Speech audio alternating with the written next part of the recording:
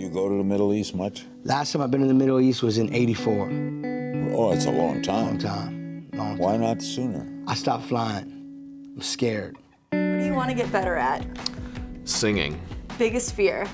Flying. Sounds ridiculous. I don't give anyone else a fear of flying. But when I look out of the plane window, I just feel like we're going to go and just go towards the ground. Because I know what that feels like. I've seen it. On This Week is about me taking my daughter to college for her first college, as well as Kenya's fear of flying.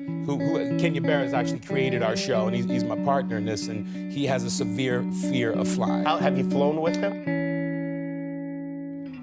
So when I was younger, I felt like I was just scared of a lot of things. When I was really young, I hated to put my head underwater. When I grew up a little bit, I really didn't like lifts. I didn't like roller coasters. But when I was 9, coming back from my family holiday, we hit some turbulence while flying. And at that point, I just decided that I didn't want to fly anymore.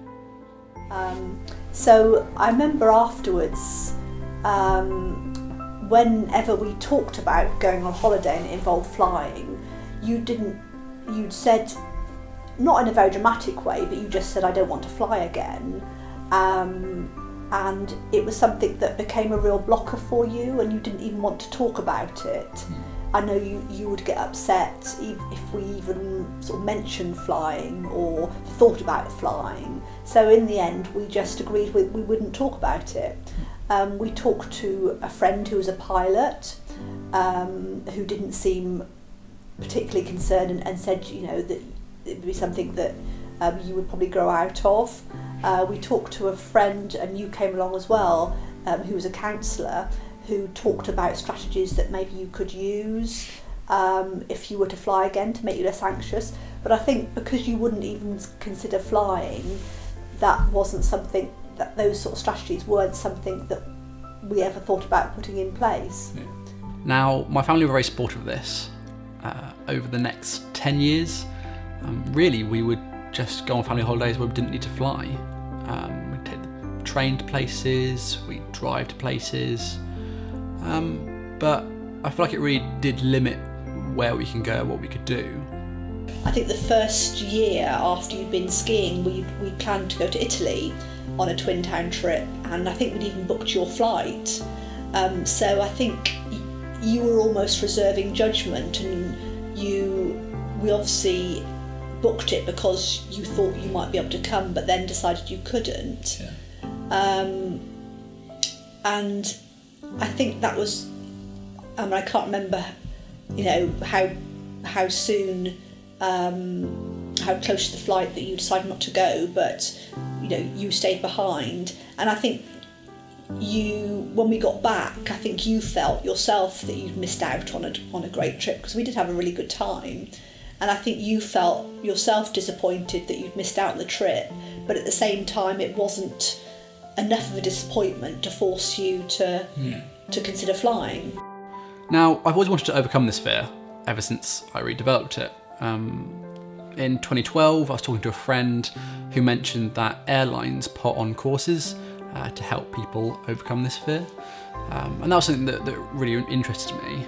And I even talked about it in 2013 when I was doing weekly uploads to YouTube in a video called 7 Things You Didn't Know About Me.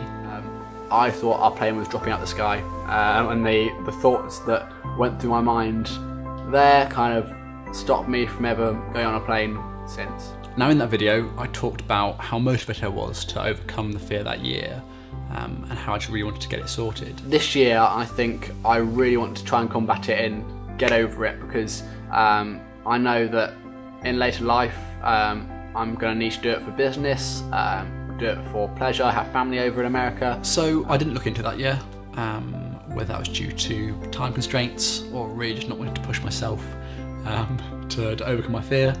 But I kept thinking about it. It's something that I think just built over the years. And it really only started to have an effect on me in second year university, some 3 years later. I'd started applying to some engineering jobs, some of which had international hubs, and the prospect of having to fly for work started to become, I guess, more of a problem. In third year university, I was given the opportunity, if I wanted to fly out with an engineering team to try and break a world record. And that was really the tipping point where I decided that if I didn't start looking into this sooner rather than later, I'd start missing out on some pretty big opportunities. So I booked my course. So it's 2 days until the event actually happens, and tonight I am driving up to Birmingham to film an event tomorrow. I'll drive back home tomorrow evening. Now, up until this point, I really haven't had a lot of time to think about the event, so I've been quite calm and collective, and quite frankly, my brain has kind of thought of it as an event in the future, in the distant future, so I haven't really thought about it that much. But now we're getting to days, it's starting to be a bit scary, and it's amazing how quickly my mind can change from not thinking about it and being absolutely fine to starting to think about it and mull over what's going to happen, and my heart starts racing, I start getting kind of sweaty palms, and it's a really, really weird sensation, but I think all I need to do is to keep in mind that the things, like once this whole course is over and once I've got on the plane and conquered this, the feeling that I'm going to feel is going to be absolutely amazing, and then the place that I can go and the things that limited me before won't limit me again. But I'll check in with you close to the time and give you an update. Now, I had a great day filming in Birmingham, but where I was actually filming was very, very close to the Birmingham airport.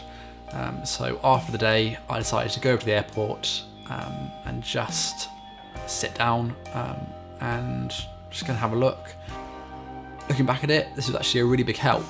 I hadn't really been around an airport for many years, so to see planes take off and land so regimented and so safely, I guess instilled some confidence in me that the next day hopefully would be alright.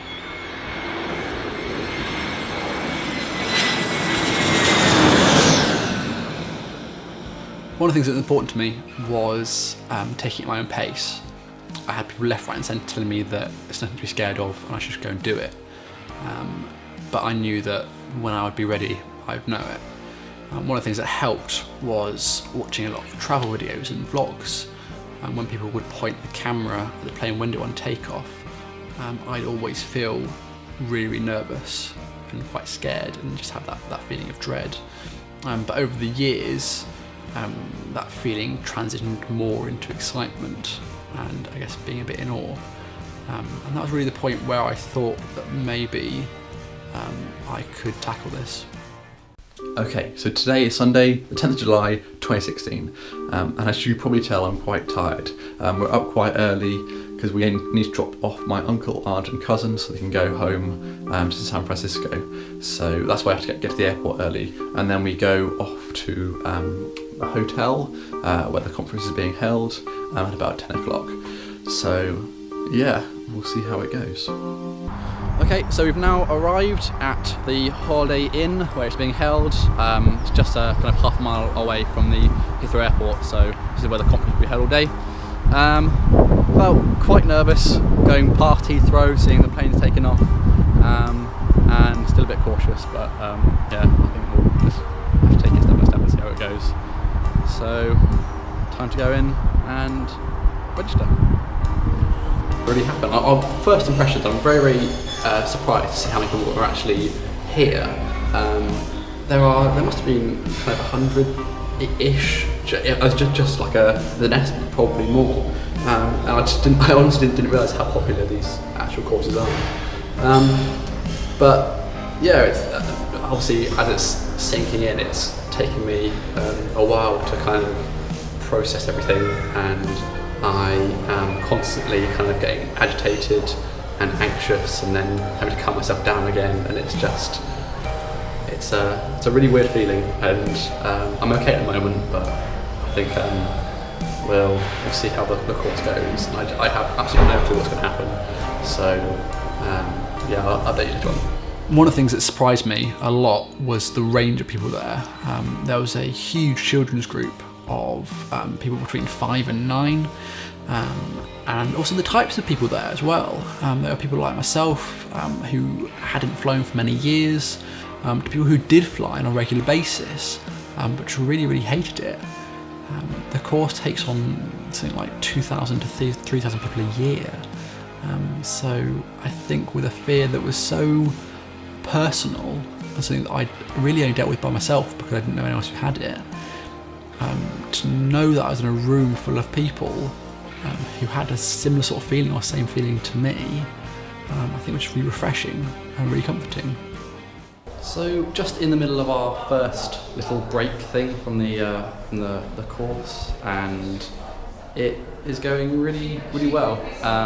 We've gone through kind of some basic psychotherapy stuff, and gone through breathing exercises and things like that, and now just moved on to the engineering side of things, talking to various pilots about the individual things that go on in the plane and how it flies, and a lot of the stuff I already knew. I've done a lot of research into this already, but it's kind of quite handy to have a look and just to kind of be reaffirmed that everything is working, it's fine, and stuff like that. So yeah, we've got another short session, then I think it's lunch, and then kind of building up towards the flight. But at the moment I'm still I'm more positive than I was at the start of the day, and it's definitely getting better. So I'll give you an update later on in the day, and we'll see how it goes.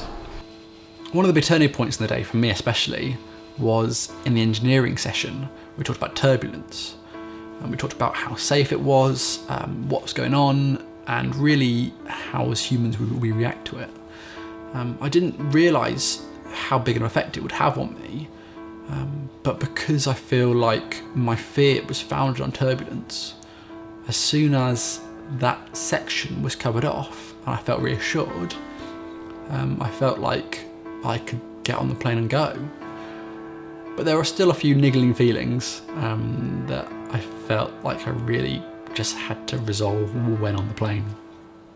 We went through all the technical side of things of the plane, and then we had a large kind of Q&A section. A lot of the questions were very sort of intense, but just getting out of the way. And the pilots went through kind of the different things that the plane will be doing and different exercises to show us what the plane can do. Throughout all of that, I fluctuated quite a lot between feeling confident and not so much.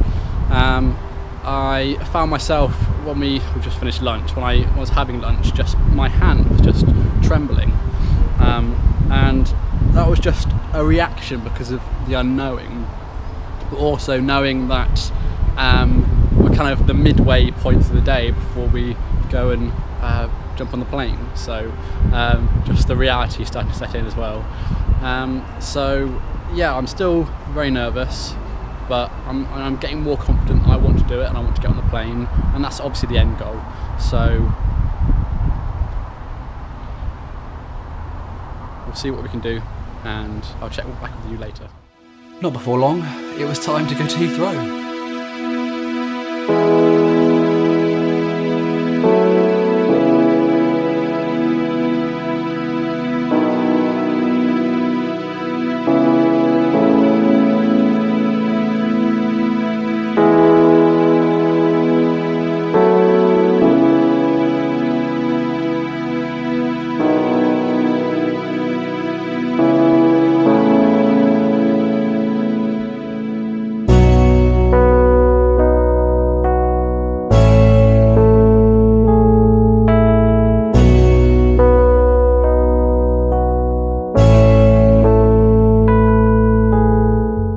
I just want to say that at that moment, I was petrified.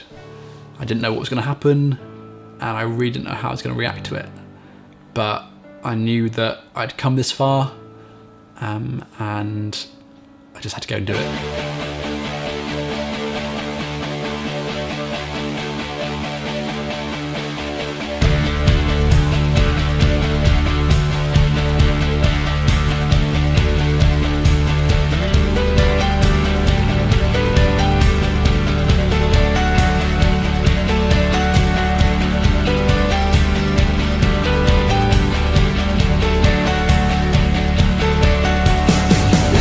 So we're here flying at 12,000 feet towards Southampton. I remember that horrible feeling of going up and kind of it being kind of lumpy and just dropping very slightly, just that horrible feeling. But now we're cruising, it's fine, it's great weather, and I'm okay. I'm okay, so just I'm glad I'm up and here with Mummy Haslam. I guessed that when you were ready and when it was something that you really wanted to do, then that would be the thing that motivated you to fly again, which in the end turned out to be true, because you matured, you grew up, and then this opportunity to go to America came up, and that was the thing that persuaded you that it was worth overcoming your fear. It wasn't going to be just a family holiday. It was going to be something much bigger than that and much more of a life experience for you. And I think that's what happened. And passing 200 feet now in a second towards the final landing runway. You'll find the aircraft swaying slightly to catching characters to land. Passing 100 feet at 140 miles an hour. 50 feet now, starting the flare. 20 feet now, touching down now. So stand, the reversers are going to stop coming in. So the brake should be on the top. And we're passing.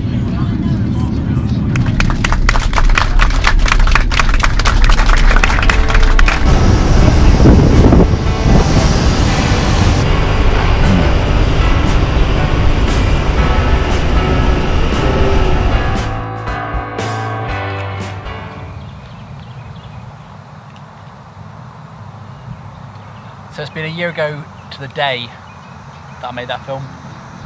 I can honestly say that my outlook on flying has completely changed. I've been very fortunate over the last year to fly 7 times to some amazing locations, do some amazing things with some amazing people. I feel like it'd be very, very typical of me to say that I should have done it earlier, or that if you have this fear you should do it. But I don't think I would have believed it. I feel like I needed to be ready and want it enough to take on this challenge. And the thing is, it's just not a thing, and that's the best part about it. It's just not a thing. You don't have to worry about taking a 15-hour train ride to somewhere on a holiday instead of taking a 1 hour or 2 hour plane journey, and then how that would impact the people travelling with as well, which is just the worst feeling in the world. But just knowing that travelling can be effortless and easy, and you can get to some amazing places. One of the things that I dreamt about when I had this fear was coming to the US. And especially doing a road trip. I think that would be the best thing in the world. And now I'm making this in Nashville, Tennessee, on the back end of a road trip for 6 weeks with my brother. And it's just been incredible. I really can't put into words how I feel, but just not worrying about this thing that engulfed my life and limited me for so long, it's just incredible.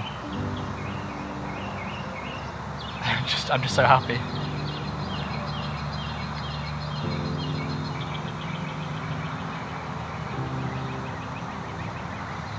I think I'm gonna leave it there.